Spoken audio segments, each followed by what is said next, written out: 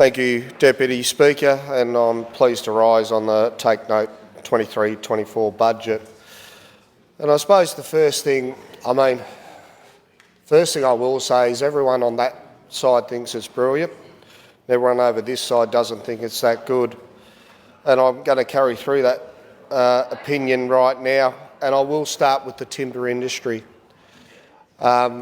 The member for Gippsland East spoke earlier on the timber industry, and I support every comment he says.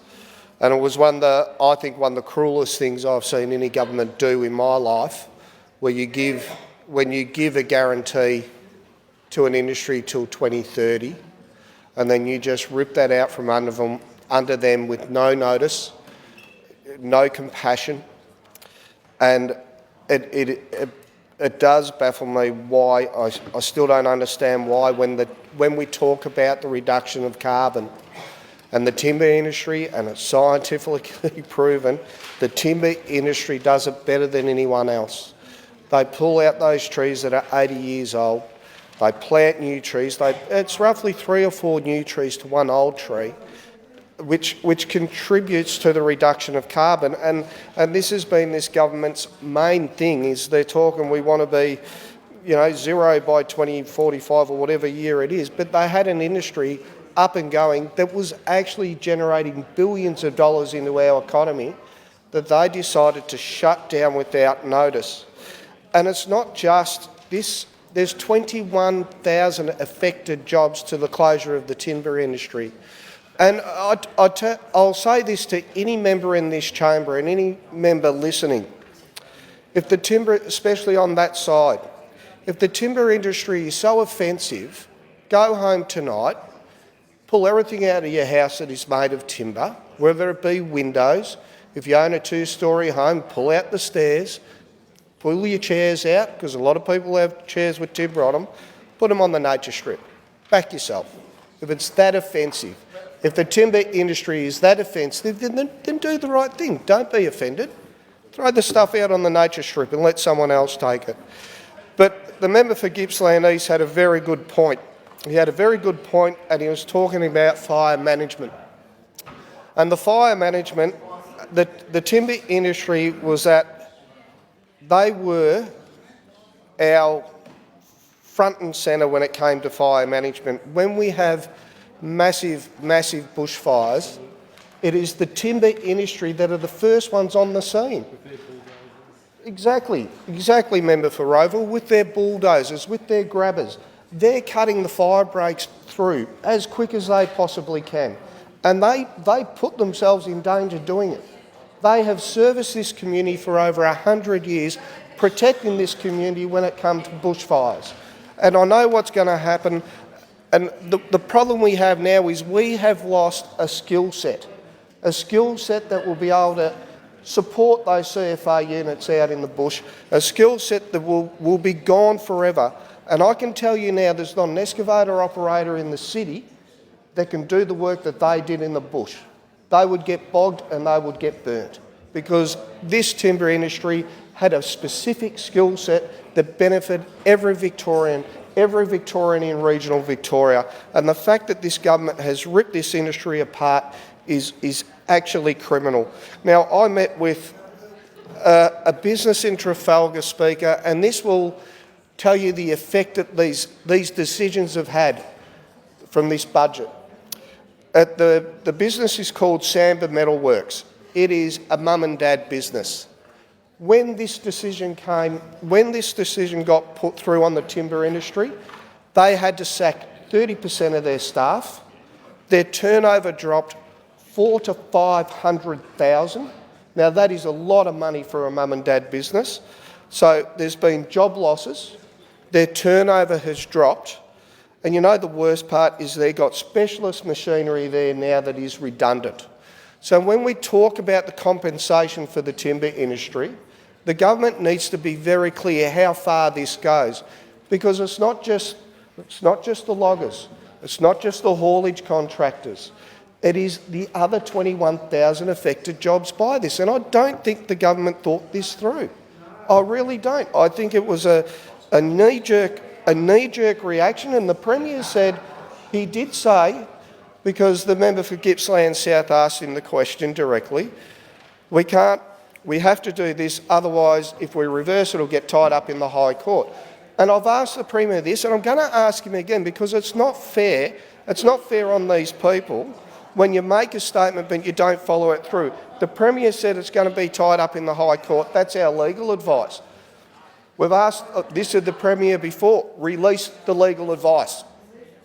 Release it, because it's not fair on this industry that they get shut down without warning and then there's no backup to the narrative. And that is getting typical of this government. There is absolutely no backup to the narrative.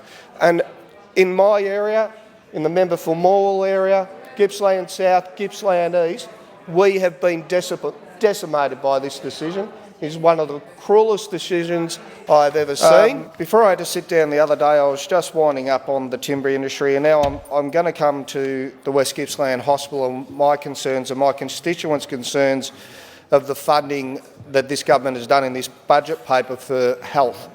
Now, at the election, they committed about $4.2 billion, and in this budget, there's only $320 million committed, which is about 8% of that commitment to start 7 hospitals. Now, the constituents in Narrabeen and West Gippsland are very concerned about this hospital. It is something that my community has been waiting a very long time for. And to have $320 million allocated for 7 hospitals is nowhere near what's required to build the West Gippsland Hospital. The government committed $610 to $675 million to build that hospital. And with this 8% and not knowing even how much of the $320 million it will be given to West Gippsland Hospital, my community has obvious concerns, and I've asked the Minister to tell me how much is allocated, and that information is still not forthcoming.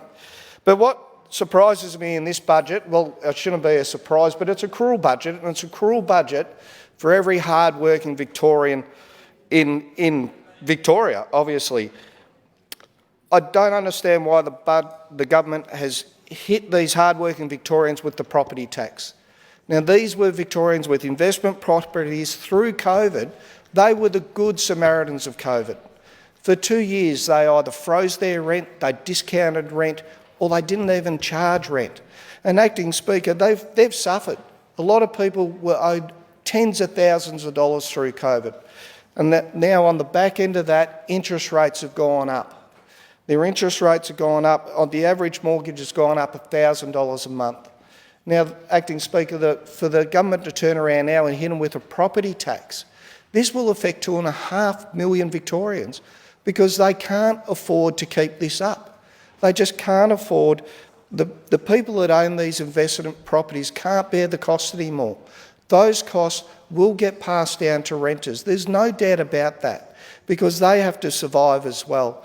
So this property tax is going to affect 2.5 million Victorians, and I don't think the government has thought about that, and I think it's cruel to what they've done to these people that own investment properties, the people that were, in my opinion, the good Samaritans of COVID, and I don't think anyone in this chamber can argue with that. But what's concerning me now is the debt level.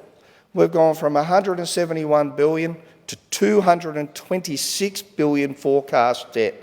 Now that is, I know the government has budget blowouts on every project they do. I didn't expect a blowout on the debt. I thought they could have got that right, but obviously not. $226 billion of forecast debt, costing in interest of $15 million a day today. $15 million a day is phenomenal. And do you know, for $15 million a day for 2 weeks in my electorate, I could have got a $3 million road study. I could have got 2 new primary schools for Warrigal and Druin. I could have got a 24-hour police station for Druin. I could have fixed the Tynong North Road intersection, which is dangerous, and it's only a matter of time before there's a fatality there that the government seems to be ignoring. I could have fixed the Thorpedale Slip, which 70% of Australia's potatoes come off in B-doubles, and they've got to go down this dangerous road that continually is ignored by this government. I could have got sewer for Walhalla, which I'm desperate to get because they're under pressure there. I could have got funding for major roundabouts in Warrigal and Druin, which are underfunded at the moment. I could have fixed Davey Road in Trafalgar as well. I could have done all that for 2 weeks' interest. 2 weeks' interest only. And for anyone on this side of the chamber to tell me this is a good budget, I could not disagree more. I could not disagree more, because what we're seeing now is over 7,600 businesses have closed since this time last year. That's telling me that the business community of Victoria has lost confidence in this government. It's the only way I can explain it, because if business is up and about, they do not shut the doors. And with the increase of work cover premiums from 42 to 75% is killing businesses. They just cannot cope with this budget and what the government has done. I had Lee Rees, a contractor that I've known for many years, in my office the other day, and Lee's work cover premium has jumped from $22,000 to $37,000, a $15,000 increase, and he's got to try and absorb that cost. Well, he can't absorb it forever. He'll have to pass it on. And if he passes it on, it makes him uncompetitive in tenders. This budget is killing business in Victoria. And then I'll talk about the Commonwealth Games, or the Con Games, as we like to call it on this side of the chamber. It was phenomenal that the government went ahead even putting in a submission for this. And when I look at the Commonwealth Games budget paper that was put out by the government, and we're talking a $4.4 billion blowout from the best case scenario to now. But what amazed me about this is, and when you read it at the bottom, it says part of the problem with this was accommodation shortfalls in the regions increasing costs. Well, this is a problem with a city-centric government, because if they got out of Spring Street and they went to the regions, they would have known there was accommodation issues. Anyone in the regions pretty well scratched their head and said, where's everybody going to stay? So for the government to actually blame that accommodation shortfalls is phenomenal. Phenomenal, because that's what happens when you don't get out of the city. That's what happens when you don't get to the regions to see what's actually going on. And it's absolutely, they should have never put in a bid for these games, never put in a bid, because they didn't do the homework. They did not do the homework on the Commonwealth Games, and I believe the government knew about this quite a while ago, and I believe this because in the federal budget there was no money given from the Prime Minister to these Commonwealth Games. And why is that? The Prime Minister and the Premier are pretty good mates. We've seen them cooking with gas on barbecues. We know they like their gas. And we've seen them cooking with gas, and I believe the Premier probably rang him up and said, don't give us any money because we're cancelling. We're cancelling. I think the Premier knew well before that these games were going to be cancelled. I thought, and the Premier knew that they could not deliver it. They did not have the resources to deliver these games. They never had the resources to deliver these games. And that's why we're blowing over $600 million again. $600 million for zero. And you've got to forgive the regions if they don't believe the government's going to invest in the legacy, because they've just pulled the Commonwealth Games. So regional Victoria is very sceptical of this government, and they have every right to be, because this government in regional Victoria continually breaks promises, and that's what people are getting angry with. And that's why people down our way in the member for Morwell's community, that's why they're upset, because they continually undermine regional Victoria. Just in closing, in my last 40-odd seconds, I would like to point out the Assistant Treasurer and his comments to the member for Nepean on the last sitting week about what comes first, the election comes first, then the budget. I can guarantee you if this budget came before this election, there wouldn't be as many members over that side of the chamber. I can guarantee you that. And if the Assistant Treasurer really wanted to do Victorians justice, if he really wanted to make a difference to their cost of living, well, maybe he should give them some share advice before he signs a contract. Thank you.